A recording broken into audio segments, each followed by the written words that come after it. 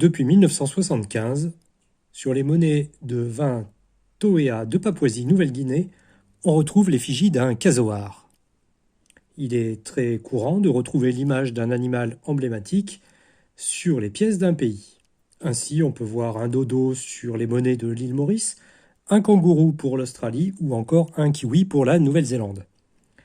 Plus habitué des chats, des vaches et des phoques terriers, je ne connaissais pas vraiment le casoar. Il faut dire que la faune océanienne est un petit peu éloignée de celle de mon Auvergne natale. À Clermont-Ferrand, par exemple, il y a beaucoup plus de morts à cause de la pizza à l'ananas que de décès par attaque de requins.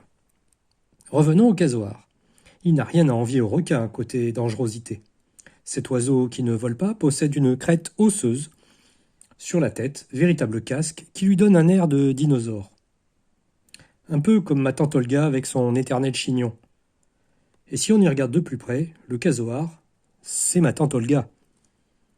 En effet, c'est un oiseau très agressif, 1,90 m pour 90 kg, un cri effrayant, des griffes de 12 cm, le mâle s'en méfie et la femelle n'a aucun instinct maternel. Bref, si le casoar, qui est une espèce protégée, finit par disparaître, on pourra toujours utiliser de l'ADN de ma tante pour recréer l'espèce, un peu comme dans Jurassic Park.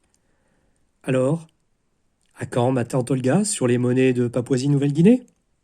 Bisous câlins.